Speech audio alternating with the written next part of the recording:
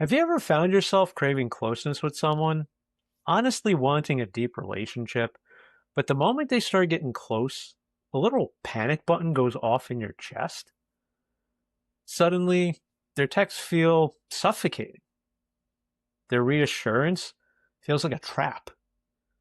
You find yourself picking a fight, pulling away, or just going completely silent, even though a part of you is screaming, "What are you doing? You actually like this person." Well, if this sounds familiar, you weren't heartless and you weren't incapable of love. You're likely caught in an avoidant push pull dynamic. Today, we're going to break down exactly why you do this, the subconscious survival mechanisms at play behind the scenes, and the actionable steps that you can take to break the cycle and finally build secure trust. At its core, this dynamic is a painful contradiction. It's the urge to emotionally distance yourself from a relationship in spite of your desire for connection, close connection, meaningful connection. Counterintuitively, the closer you get to someone, the greater your anxiety becomes. When a partner pursues intimacy, it doesn't feel safe. It triggers stress. From the outside, people judge this, sometimes harshly. They think you're playing games, being disingenuous, or that you just don't care. But that is a complete misunderstanding. This is actually a subconscious survival mechanism triggered by your past.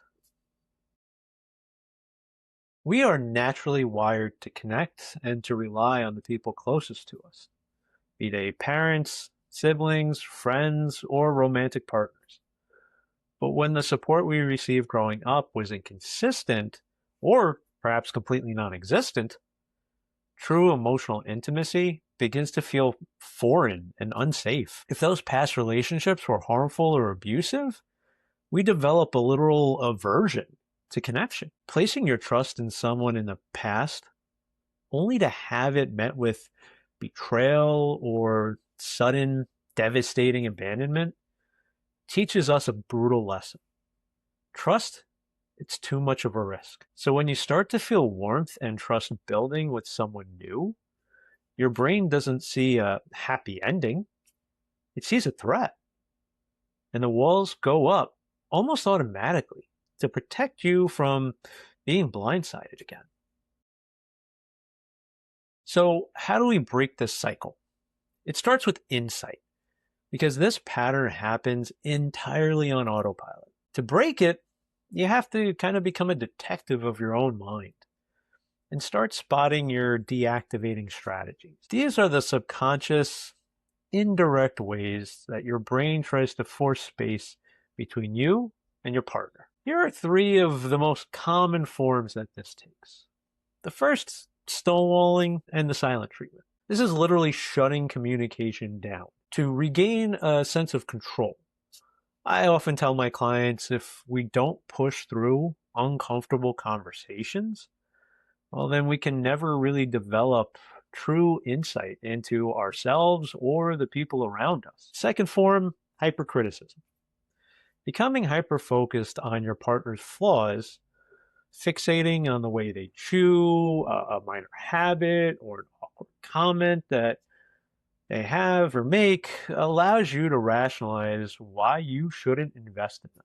It keeps them at a safe distance. The third common practice is an irrational attachment to independence. Now, independence is healthy, but in this dynamic, any compromise or teamwork feels like a threat to your freedom. Expressions of need, either from the other person or even from yourself, make you defensive. Now, these three tendencies don't just hurt you. They leave your partner feeling unloved or unwanted. Breaking the cycle means finding alternative ways to express care while you work through the underlying anxiety behind all of this. Real change starts when you stop viewing your partner as the enemy and start viewing this whole cycle as the problem. We have to acknowledge that what we've always called an independent streak or what we've always deemed as positive in terms of our strength and ability to function independently, these things might actually just be an anxiety response. Sometimes healing this is as simple as changing the narrative that we hold within our own mind. For instance, shifting from a rigid protective rule to a more honest one.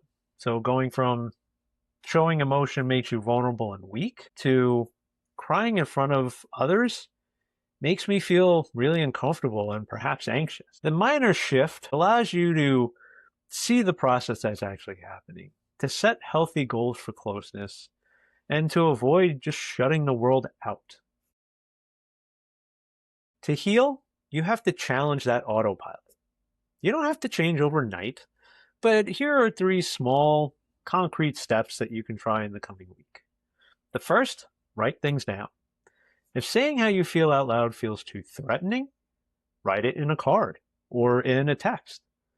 Tell the person what they mean to you without the pressure of a face-to-face conversation. The second thing you can do, share a small vulnerability. Force yourself to talk to a partner or a trusted friend about something relatively minor but real, like stress that you're having at work, or a problem that you're encountering at home, or a minor insecurity you have about yourself. Practice letting them see you. The third, challenge the criticism. The next time you get irritated by an inconsequential habit that your partner has, thing that they do, stop and ask yourself, is this really that big of a deal? Or am I just kind of trying to push them away? Healing an avoidant attachment style isn't about losing your independence. We're not giving up independence. You're not giving up your own personality. You're just connecting to people in a healthy way. You can be strong on your own and secure in your relationships at the same time. If this video resonated with you, hit the like button and drop a comment below. Let me know which deactivating strategy you catch yourself using the most. Don't forget to subscribe for some more deep dives into mental health and relationships. Check out this video about coping mechanisms that can help you to move through some of these difficult emotions. I'm Chris Nakos, and I'll see you here next time on the See Last Perspective.